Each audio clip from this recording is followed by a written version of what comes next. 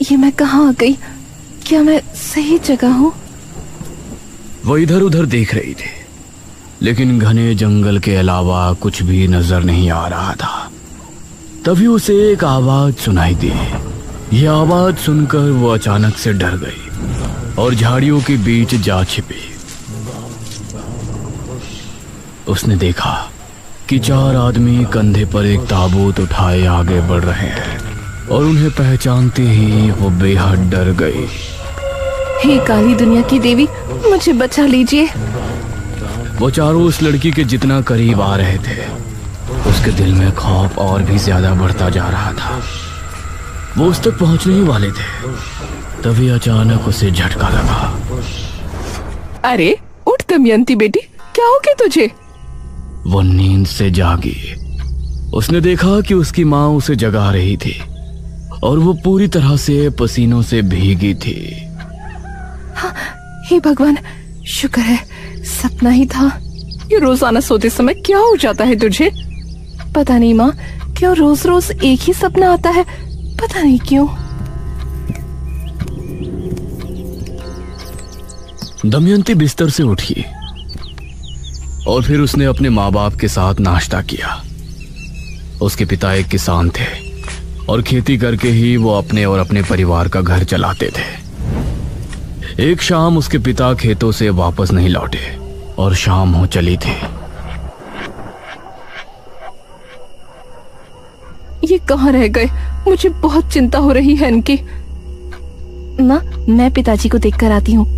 अच्छा ठीक है बेटी, चल मैं भी तेरे साथ चलती हूँ। नहीं माँ, मैं चली जाऊंगी।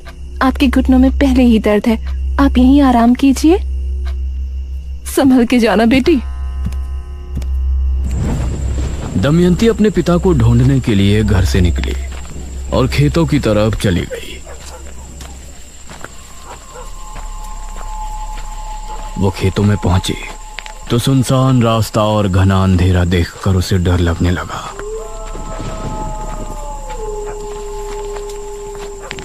हे भगवान, रात में तो ये इलाका कितना डरावना लग रहा है। वो तेज तेज कदमों के साथ आगे बढ़ रही थी। तभी दमयंती, उसे एक आवाज सुनाई दी। कौन कौन है? दमयंती, मेरे पास चली आओ, तुम अभी इस दुनिया के योग्य नहीं हो। ये आवाज सुनकर दमयंती बेहद डर गई। हे भगवान, मुझे ये आवाज बार बार क्यों सुनाई देती है? तभी उसे कुछ ही दूरी पर एक बड़े से पेड़ के नीचे एक आकृति दिखाई दी। कौन है? चली आओ दमयंती, तुम इस दुनिया के योग्य नहीं हो।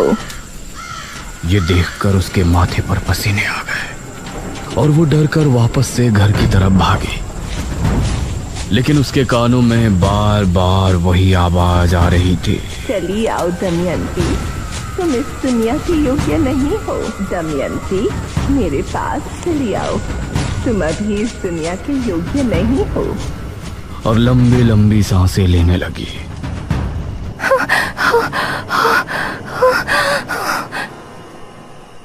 अरे दमयंती बेटा, क्या हुआ? माँ, माँ। दमयंती अपनी माँ से लिपट गई।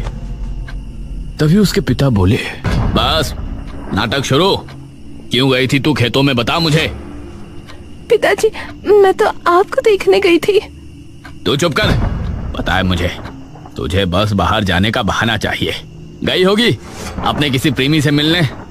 नहीं जी, ये आपको ही देखने गई थी। ये आप क्या कह रहे हैं? तू चुप कर। तूने ही पैदा किया है इसको। अगर बेटा पैदा करती तो मेरा काम में हाथ बटाता, इसकी तरह मुसीबत नहीं पैदा करता। दमयंती अपने पिता के स्वभाव से बहुत दुखी थी।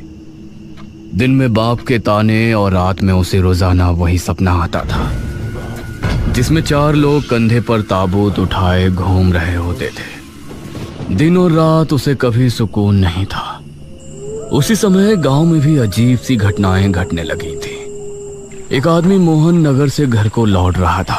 आज तो कितने दिनों बाद बीवी से मिलूंगा। आज की रात बहुत खूबसूरत होगी।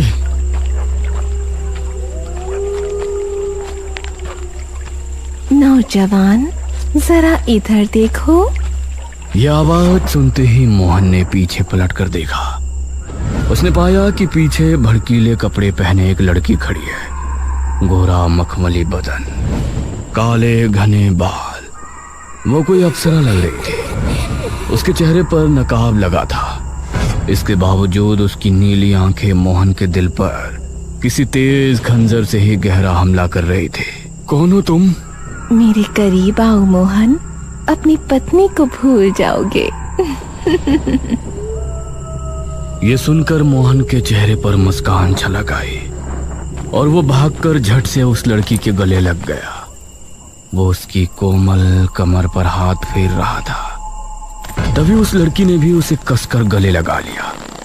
तभी मोहन को उसके शरीर की गर्मी महसूस हुई। तुम इतनी गर्म कैसे हो रही हो? यह कहते हुए वो उससे अलग हुआ तो अब उस लड़की की आंखें लाल चमक रही थी। ये देखकर मोहन का दिल दहल उठा और उसकी चीख जंगल में गूंज कर रह गई।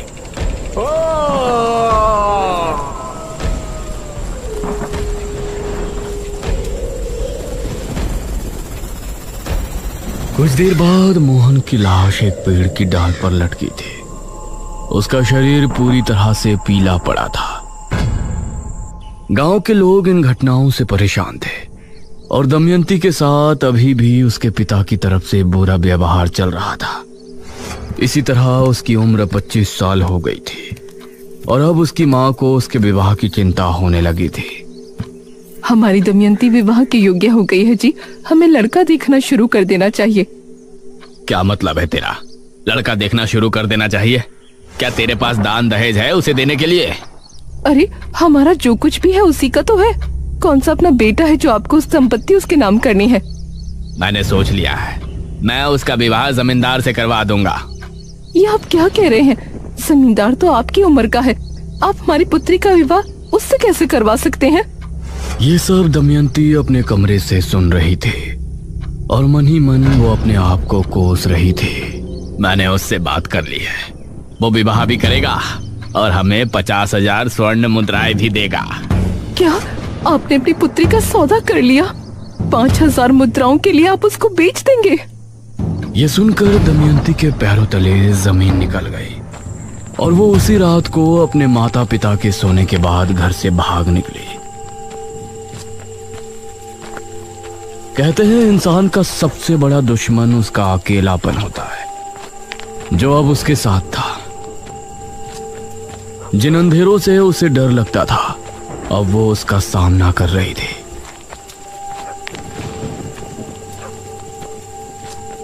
वह जंगल में एक पुराने से झोपड़े में रहने लगी, लेकिन अभी भी वो आवाजें उसका पीछा नहीं छोड़ रही थी।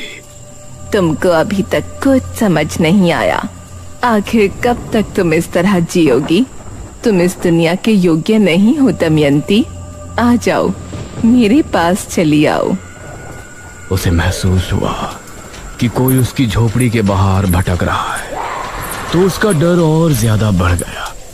वो कोने में सिमट कर बैठ गई और कांपने लगी, लेकिन वो आवाज और कदमों की आहट उसे बार बार सुनाई दे रही थी। इसी तरह उसकी रात निकल गई।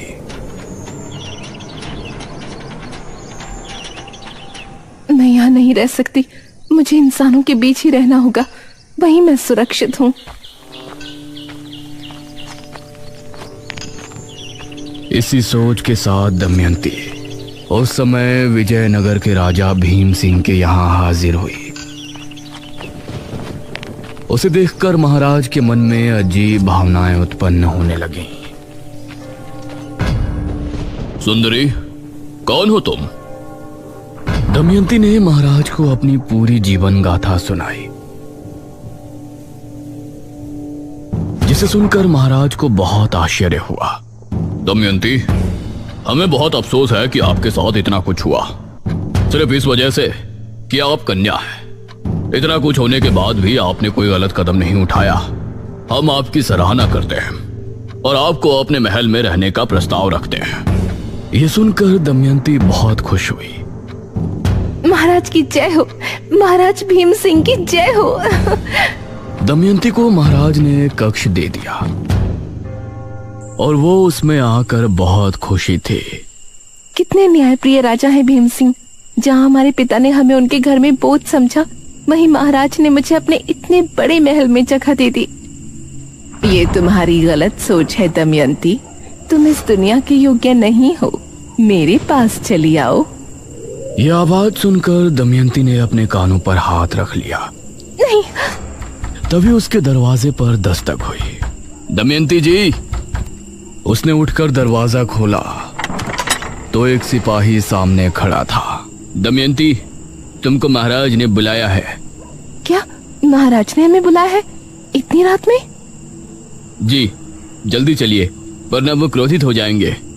यह सुनकर दमयंती उस सिपाही के साथ कक्ष से निकली और महाराज के कक्ष में पहुंची, जहां महाराज मदिरा पान कर रहे थे।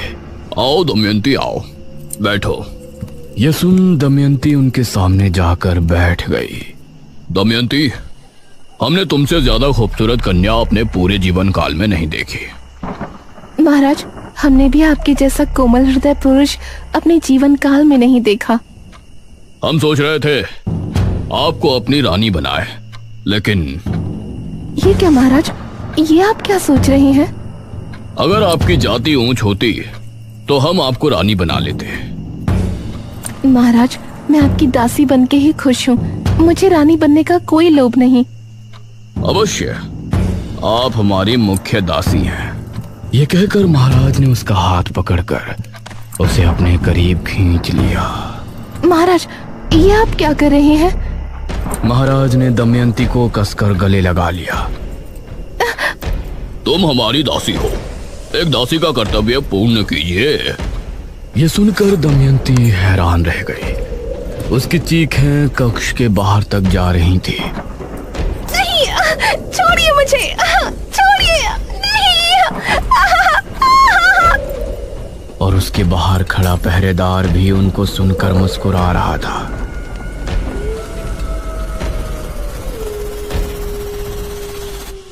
आधी रात के समय महाराज को नींद आ गई, लेकिन दमयंती वहीं पड़ी रो रही थी।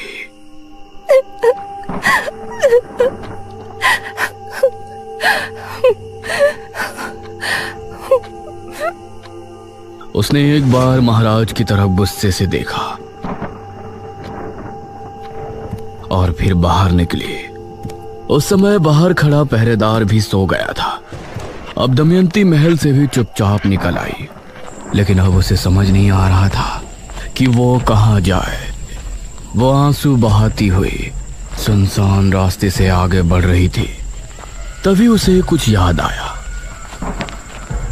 सही थी तुम, मैं इस दुनिया के योग्य नहीं हूँ, कोई मुझे कुछ नहीं समझता, मुझे तुम्हारी जरूरत है। मुझे पता था कि तुम एक दिन मेरी पुकार जरूर सुनोगे। हाँ, अब मुझे समझ आ गया है, लेकिन अब तुमको भी मेरे सामने आना होगा। कहाँ हो तुम? जहाँ तुम हो उससे दक्षिण दिशा में कुछ कदम की दूरी पर, शमशान भूमि से 2 कोस दूर, मैं तुम्हारा इंतजार कर रही हूँ। दमयंती दक्षिण दिशा में रवाना हुई।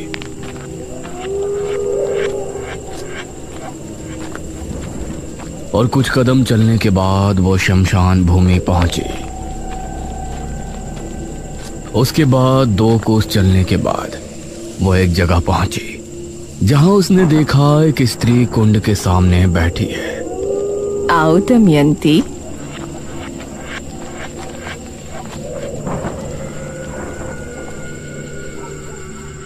कहिए, आप मुझे कैसे जानती हैं? आपकी आवाज मुझ तक कैसे पहुंचती थी? वो सब मेरी शक्तियों का असर था। मैं एक सिद्ध तांत्रिका हूँ, मुझे तुम्हारी जरूरत है और तुमको मेरी। बहुत कम लोग ऐसे होते हैं जो भगवान के खेल को समझते हैं, जो हमेशा हम मनुष्य को परेशानी में डालता है, भूखमरी लाता है, भूकंप लाता है, कभी मनुष्यों द्वारा तो कभी सीधे तौर पर हमें परेशानियां, दुख दर्द देता रहता है, लेकिन फिर भी लोग उसकी पूजा उपासना करते हैं। लेकिन मुझे पता था कि तुम एक दिन उसकी चालाकी समझ जाओगे और मेरे पास जरूर आओगे। हाँ, मुझे नफरत है इंसानों से। मुझे हर एक मर्द से नफरत है। मेरे पिता मुझे बोझ समझते थे और जिस राजा ने मुझे अपने महल में पनाह दी, उसने मेरे साथ वो किया जो उसे शोभा नहीं देता। और ये सब मेरे साथ तब हुआ जब मैं भगवान को बहुत कुछ समझती थी। लेकिन अब मुझे भगवान में विश्वास नहीं है। नहीं है वो। बहुत अच्छे। लेकिन तुमको मेरी मदद करके क्या मिलेगा? तुमने मुझे ही क्यों चुना? मेरी उम्र 30 वर्ष हो गई है। अब मुझे एक महाविद्या करने के लिए एक शिष्य की जरूरत है। अगर तुम मेरी शिष्य बनकर मेरी बताई विद्या की क्रिया संपन्न करने में मेरी मदद करोगे तो तुम्हारे अंदर अपार शक्तियां आ जाएंगी और मेरी शक्तियां दोगुनी हो जाएंगी। मैं करूंगी जो आप कहेंगे, मैं सब करूंगी। ये सुनकर तांत्रिका के चेहरे पर मुस्कान झलक आई। जा, मेरी उस कुटिया में जा और जो वस्त्र वहां रखे हैं उन्हें धारण करके आ। उसके कहने पर दमयंती उसकी कुटिया में गई और कुछ देर बाद बाहर निकली। उसके द्वारा दिए गए कपड़े काफी भड़कीले थे। शैतान को खुश करना है तो ऐसे वस्त्र धारण करना स्वाभाविक है। हैरान ना हो, अपनी आंखें बंद कर लो। दमयंती ने अपनी आंखें बंद कर ली और फिर तांत्रिका ने महामंत्रों का जाप शुरू किया।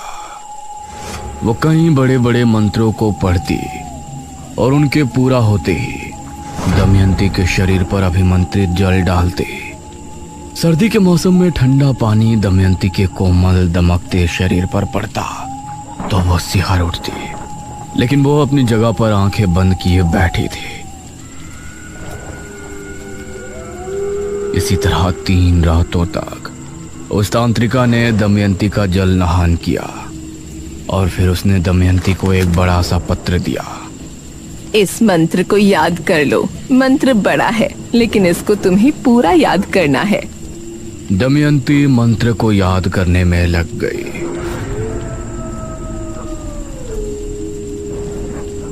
वह पूरे दिन उस पत्र को लेकर बैठी रहती और करीब 4 दिनों में जाकर तांत्रिका, अब मुझे वो मंत्र पूरा याद हो गया है। बहुत अच्छे।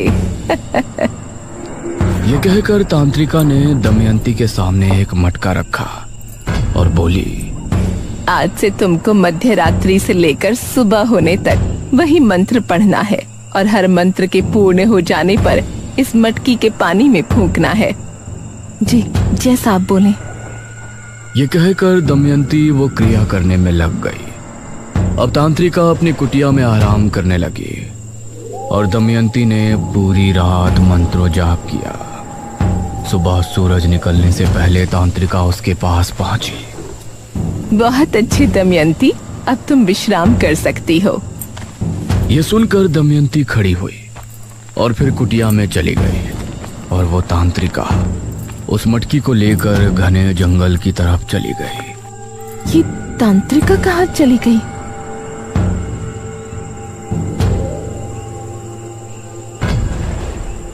अब दमयंती इसी तरह से रोजाना मंत्रों को जाप करके मटके में फूंकती और फिर तांत्रिका उसे उठाकर जंगल की तरफ चली जाती। और ये देखकर न जाने क्यों दमयंती के दिल में सवाल उठ रहे थे। ये तांत्रिका आखिर रोजाना जाती कहाँ है? एक दिन दमयंती चुपचाप तांत्रिका के पीछे चली गई। तांत्रिका बहुत ही घने जंगल में जा रही थी। जहां जाते समय दमयंती को भी डर लग रहा था। उसने देखा कि तांत्रिका एक बड़ी सी मूर्ति के सामने जाकर रुकी और उसने अपना नकाब हटाया तो पता चला उसका आधा चेहरा झलसा हुआ था। ये देखकर दमयंती चौंक पड़ी। शैतानों की देवी, क्रिया पूरी होने वाली है, अपना आशीर्वाद दीजिए।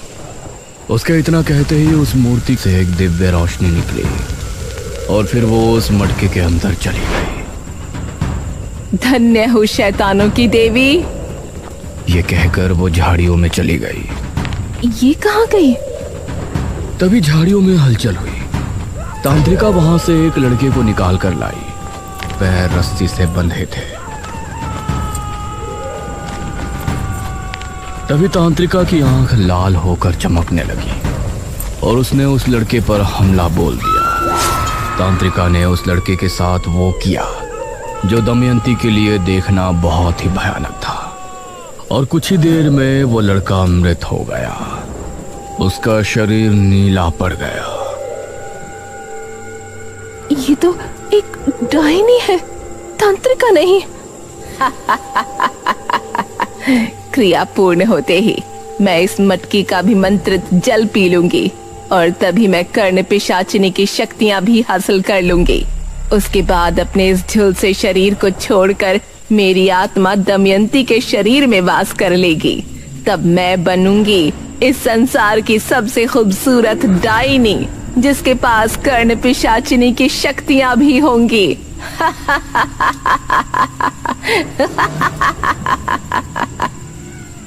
ये सुनकर दमयंती के पैरों तले जमीन निकल गई। वो वहां से भागी और चुपचाप आकर अपनी जगह पर लेट गई। अब मैं क्या करूं? ये सिर्फ मेरा इस्तेमाल कर रही है। ये मुझसे क्रिया करवा रही है जिससे ये किसी कर्ण पिशाचिनी की शक्तियां हासिल कर लेगी और मेरे शरीर में वास कर लेगी। इसका मतलब मैं मर जाऊंगी। दमयंती को अब बहुत ही बुरा लग रहा था, लेकिन इस बार उसने इस मुसीबत से निकलने का एक हल खोज लिया था।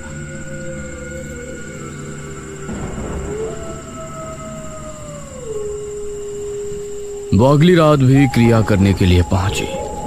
आज की क्रिया पूर्ण होते ही तुम्हारे अंदर अपार शक्तियां आ जाएंगी और मुझे हासिल होंगी कर्ण पिशाचिनी की शक्तियां।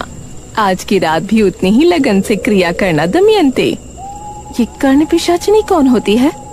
कर्ण पिशाचिनी में वो शक्ति होती है कि वो सामने मौजूद इंसान के मन की बात सुन सकती है और किसी इंसान को देखकर उसका भूतकाल भी जान सकती है। यह सुनकर दमयंती ने कुछ सोचा और फिर क्रिया करने बैठ गई, जो कि आखिरी रात थी। आज रात तांत्रिका को भी नींद नहीं आ रही थी। वो दमयंती के पास बैठकर उसे निहार रही थी। दमयंती को मंत्र पढ़ते हुए सुबह होने ही वाली थी। तभी डायनी खुश होते हुए खड़ी हुई और दमयंती की तरफ बढ़ी। वो उस मटकी को उठाने ही वाली थी कि तभी दमयंती ने अपने कमर बंद में छिपा खंजर निकाला और तभी डायनी जमीन पर गिरकर तड़पने लगी। और तभी दमयंती ने मटकी उठाकर अपने मुंह से लगा ली। यह देखकर डायनी चिल्ला उठी। नहीं! दमयंती ने पूरा पानी पी लिया और मटके को जमीन पर मारकर फोड़ दिया। डायनी एक तेज चीख के साथ राख बनकर खत्म हो गई। दमयंती अभी उसे देख ही रही थी कि तभी तेज हवा चली और तूफान आ गया। दमयंती अपने आप हवा में उड़ गई। नहीं! और वो उसी मूर्ति के सामने जाकर गिरी। दमयंती, तुमने डायनी को उसकी क्रिया के समय मार डाला, इसीलिए अब डायनी की सारी शक्तियां तुम्हारे शरीर में आ चुकी हैं। इसके साथ ही तुमने जो क्रिया की थी उसके जरिए कर्ण पिशाचिनी की शक्तियां भी तुमको हासिल हो गई हैं। अब तुम हो मेरी सबसे प्रिय शिष्य, सबसे ज्यादा शक्तिशाली और सुंदर डायनी दमयंती। ये सुनकर दमयंती ने उसके सामने हाथ जोड़ लिए और भयानक अंदाज में हंसने लगी।